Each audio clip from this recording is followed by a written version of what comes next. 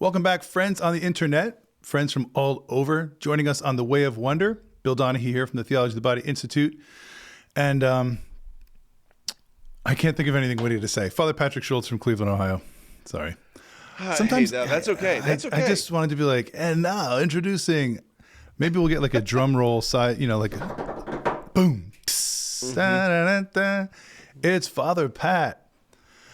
That was a really awkward beginning, but we're not going to restart it. We're not going to reboot it. We're just going to These are our internet friends. They're not going away. They're with us on this journey. You love us. You love our quirkiness and our awkwardness. How is your day going so far? Good. Yeah, it's been a full day. They're always full days, but it's been good. I was over in the school teaching, and oh man, some crazy stuff from the fifth graders today. Oh boy! I got asked to bless a single French fry that someone brought in a Ziploc bag. Okay. There was so much thought behind this. Yeah. First time for everything. Yeah. You blessed a single French fry. Is this all the kid had for lunch? They just had one single? No, I really think that he found a French fry in his mom's car, brought it inside, put it in a Ziploc bag. He was like, I'm going to ask Father Pat to bless this. And I was like, why not? You never know what a day is going to bring. Yeah. That's gonna be part of his vocation story. It will be. Yeah, that day. That blessing was efficacious. Yeah. So is today's Way of Wonder going to be the Ziploc with the French fry in it? We're going to kind of open it up a little bit. Yeah, I'm going to have to zoom in Press on this in. French fry. Yeah. At the molecular level, there is beauty even in this. Yeah. Speaking of finding a French fry in your mom's minivan or whatever, I will say that is as a dad, like with 4 kids, that is a Herculean task to clean out a minivan. I find stuff it's frightening. It's a whole other element. I don't even know what's going on. Yeah. And the fact that they still have structural integrity after like 10 months of being in the cushions. Exactly. It's frightening because you eat those things. I found once a completely intact potato chip that was a really big chip down in a crack. I don't even know how you couldn't try to do that. It was in the crack between 2 seats. And like, anyway, we should probably stop now and move on. There's beauty in chips. All right, but yeah, let's move on. So it's me this week. True. So yeah, the image I want to invite us to reflect on today is a painting that I have no idea how to pronounce the artist's name. I guess that's important to them, but they're in heaven hopefully, so they don't really care. But Amy Nicolas Moreau, maybe? Say anything with confidence, we believe you. Just say it with confidence. Amy Nicolas Moreau, 1850 to 1913. This is the Good Samaritan. Oh boy. Oh, wow. This looks like, this is so hyper realistic. I feel like I'm looking at a still frame from a movie. Yeah. From a film. Yeah. That's part of what I really love about it, that compared to other, depictions of the Good Samaritan that are really kind of, I don't know, saccharine and churchy looking, this is like, let's just take a quick still shot of what actually happened. Wow. So what initially strikes you? Amy Moreau, you said? Yeah. I am the Good Samaritan is striking me. He's looking right at me. I feel like he's looking right into my soul, almost with a question of like, what would you do? Would you do the same? This is what we have to do. I'm convicted by this gaze. This guy is looking right at me. Yeah. Yeah, 100%. That's one of the things about this painting that has always rocked me. Yeah. That it is one of the most confrontational, not in like the violent sense, but it is confronting you with the question of like, what would you do? Yeah. What are you doing? Yeah. I love that his left hand is over the heart. Yeah. Wow, it's almost like he's sort of monitoring, like, are you still with me? Are you still with me? We're almost there. He's checking in. Are you still with me? I love the flesh tones. Gosh, it's like a pieta. It's like Joseph of Arimathea bringing the broken body of Christ off the cross. when you see those Oh, deposition from the cross paintings. yeah, totally. That his both of his hands, the one on the left, one on the right, they're both just like dead. They're Yeah. This is dead weight. Yep. And stripped. So, Wow. yeah. So here's the little passage that I want to kind of place side by side, the lens through which maybe we can reflect on this. And it's from one of your favorite spiritual writers. It's not Pope Benedict this time. I found a quote that's not Pope Benedict. Breaking new ground, eh, Father Pat? Yeah, I'm really branching out. Father Jacques Philippe. Oh, man. I know, The Way The of apple's not Trust too and far. Love. Okay. So here's Jacques Philippe. There are weaknesses God frees us from, but others he leaves with us, precisely so that we stay small and poor, dependent on his grace, compelled to keep calling out to him all the time. Blessed weaknesses that impel us to call on God. For God hears the prayer of the poor and comes to help them. Sometimes he heals our weaknesses, but sometimes he gives us the grace to live with them trustingly, to accept them peacefully, and to accept ourselves as weak and limited. That is real humility. To accept ourselves as we are, to love ourselves as we are. And it attracts God's grace very powerfully. Wow. I Jacques can't wait to Philippe. see, I can't wait to see that in the show notes so I can read it again and again. Blessed weaknesses. Blessed weaknesses. Wow, I needed to hear that today. I won't get into detail, but just it's like the struggle. You just like, I did it again. I should have said it this way. I wasn't as attentive as I should have been. Why do I always, Yeah. And I've just had a conversation with a friend this morning, and I just felt like he could use this word. Man. For me, it's the last line that really just destroys me. That all of that he was just saying are blessed weaknesses. Like, that's what attracts God to us very powerfully. That's what Yeah. attracts his grace to us very powerfully. Like when we look at this image through that lens, like it just changes it. Like it's less of a call to, of course, the story of the Good Samaritan can be read through, I guess, lots of different lenses, but it's less of a call to be the guy with strength and power hoisting the dead and lifeless one on the animal, as much as it is a recognition that I'm the dead and lifeless one. Yeah. And that Jesus is the one who's the Good Samaritan. Wow. Way to flip that around. Yeah. It's more powerful through that lens. Whew. Riveting. This is a riveting image, and that's a riveting quote right there. We hate weakness. Like Oh, we, yeah. we abhor Yep. our weaknesses. We Yeah. like all this stuff that makes us so like frail and fragile. Like, And needy and dependent. ugh. We're ashamed of it. We're, yeah. It's the stuff that makes us feel very human and very creaturely. Like there's this ancient rebellion in our souls that says, I just don't want to be a creature. I want to be God. Yeah. I don't want to be weak and needy and dependent. Yeah, You which are. which is a demonic. I don't want to say expiration.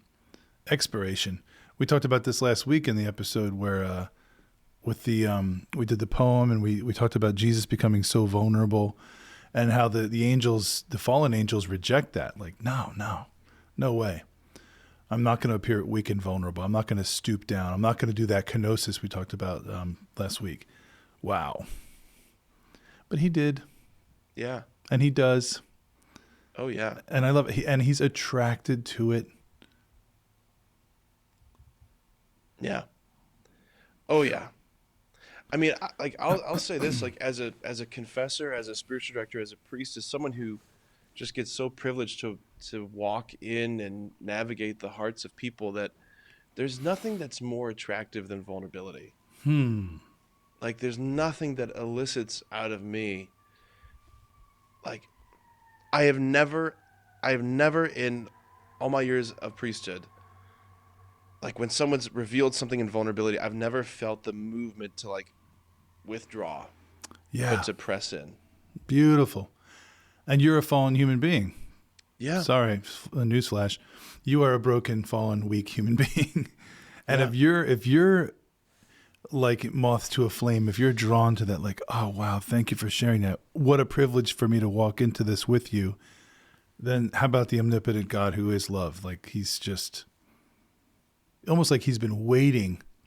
I have been waiting so long for eternity for you to actually open up that door, which you think is Yeah. so embarrassing and you're locking shut.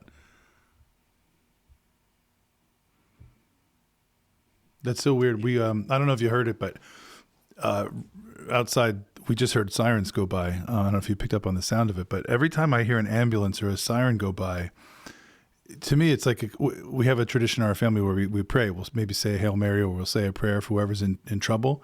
My wife Rebecca is always so famous for doing those little beautiful things. But it's an instant like, there's weakness somewhere, there's suffering, there's vulnerability, and you pray right into it right away. Yeah, the response is always a deepening in and more intimate gaze in.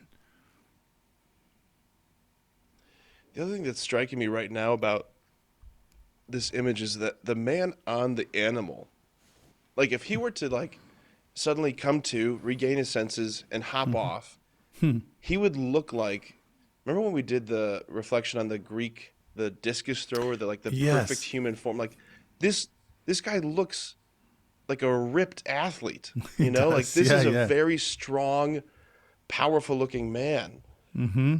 And you've got this. I love that the Good Samaritan is an old man. He's older Yes. than the guy on the animal. Like Yeah.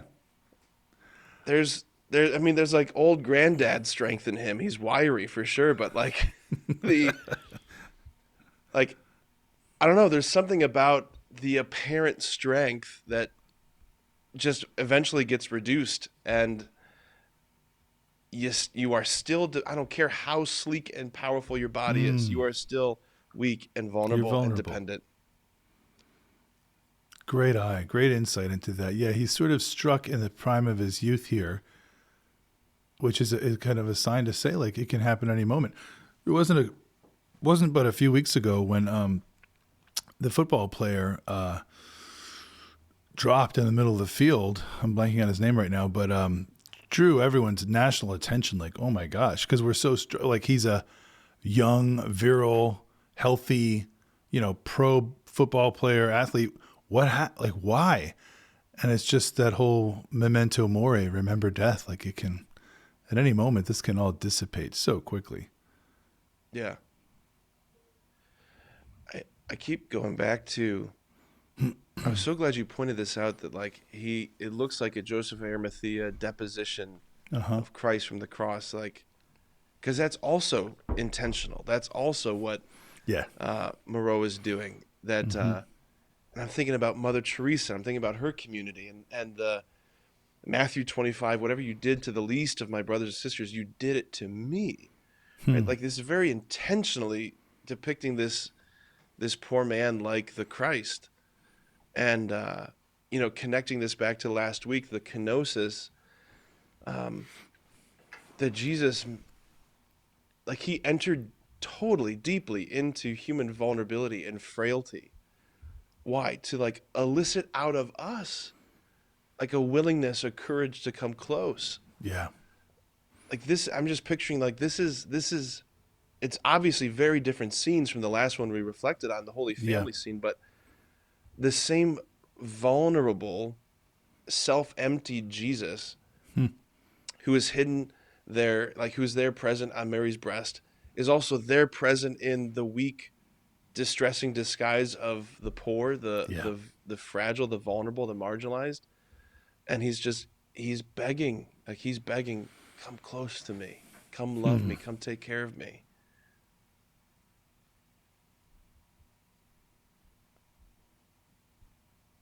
Yeah, an amazing thing, an amazing sort of pedagogy of God to he so wants us to reveal our own weakness, brokenness, so he can heal it. So he takes it on and becomes it. So it's almost like the scene from It's a Wonderful Life when Clarence he realizes to save George Bailey, who might jump off this bridge, I'm going to jump off the bridge. Yeah. I saved you. Save me from what? You know? So Jesus jumps off the bridge first. So we're just shaken out of our own, whatever it is, you know, blindness, blind spot. And, oh yeah, go, help. We we have another close up of their hands. Thomas, can you zoom in on that? Oh, wow. So I don't know what it is about this little spot, and I just would love whatever your thoughts are reflecting. I mean, look at that guy's arms, Bill. Look at like Yeah, that's a dude who's been hitting the gym. yeah, Like, look at that vein. There's strength, or there was, will be again, but yeah. there's something about the Yeah. difference of their hands that strikes me. Wow. I'm struck by the similitude also of the hands. Like they're in the same posture. Yes. I'll do this one day, but Roger van der Weyden's Deposition from the Cross, one of my favorite works. There's a parallel in the bodies of Jesus and Mary, each going through their own kind of crucifixion and death, one in the flesh, one in the spirit. But it's like the Good Samaritan is even the hand here, imaging that hand, the arm moving in the same direction as that arm. You know, the whole simpatico. He's in it with them. It also reminds me of the Sistine Chapel, the creation of Adam, where like Yeah. God's hand has energy and strength and power in it, you know? Yeah, Like yeah, he's like yeah. reaching out forcefully, and Adam's hand is like the limp one. Yeah. The old man's got the strong hand, and the poor guy's just got nothing. Can we And go that's like back, a Thomas? posture of begging too, like that Oh, yeah, open-handed yeah. posture. And can you zoom in on the Good Samaritan's face again?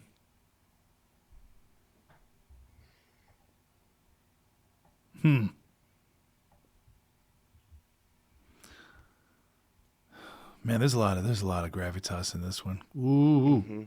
I'm seeing Simon helping Christ carry the cross as well. Powerful. He's not straining. He's just, oh yeah, look at that. Oh, look at that's awesome. Just the dirt, the dust. That was I not don't an think I easy walk. noticed this, but the donkey also looks like he's making eye contact with you too. Like he's like looking right at you as the viewer too. Yeah. Right. Yeah. That whole aspect of the painting we started off talking about is it's probably the most gripping piece in the whole composition is that we're arrested. We gotta look. We gotta make a response here. And it's kind of like they're coming right at us, you know. In the story, the publican, the priest, whatever, they go around. They avoid eye contact. They're like skirting around the edges, which sometimes we do when we're in the city and we see a homeless person. Like, I don't know how to deal with this. I'm just going to, but we're like on the path. The composition here, Amy Moreau, we're in the path. It looks like kind of a narrow path. It's sort of through this ravine or this gully. And it's like, I can't go anywhere right now. They're coming right at me. That it feels invitational now, right? So he's coming right at us, almost like, can you give me a hand here? Can you help me? Totally. Yeah. I just was thinking about, you know, one of the things that you think about when you're looking at or admiring art is you ask the question, why did the artist make this decision? You know, Right. he could have had the Good Samaritan looking down or looking like up at the man or straining, but he's got him just staring right into the camera lens, right at you, right as the viewer. It's because he wants it. He wants this to be personal. Yeah. Beautiful composition. I'm noticing too at the very bottom, it looks like there's a puddle, and you can see the leg of the Good Samaritan, his left leg reflected in the puddle. So you get this like vertical. There's like this beam going right up. So it is very solid and central, and it's like you're looking, and you go up to his gaze, and then you go up to the, the broken person who's looks like their neck is broken the way it's just so tilted, but then you got that sharp glow of his skin against the dark cliff behind. Again, the composition is so, I mean, to be an artist, right, is to be contemplative, to be prayerful, to be, to prepare everything, to shape and move everything so it affects like a response. This is what I want you to see. This is what I want you to feel. Yeah. Woo. Good stuff. Good stuff. Yeah. I think for me, like the axio in this is oh man. So if you take it from the side that the Good Samaritan is Christ and I'm the man on the animal, Yeah. I really love that his hand is right there on the heart. Like Yeah. I will Oh, yeah. steady you by putting my hand on your heart. Let me put my hand on your heart.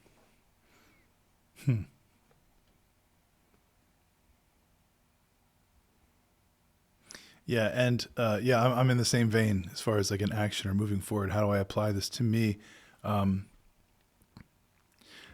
It's that, it is that hand. It's the touching of the heart, which is getting in touch with this heart of ours, this fragile, tempestuous, sort of fickle, floundering thing. My heart is to get in touch, allow him to touch it.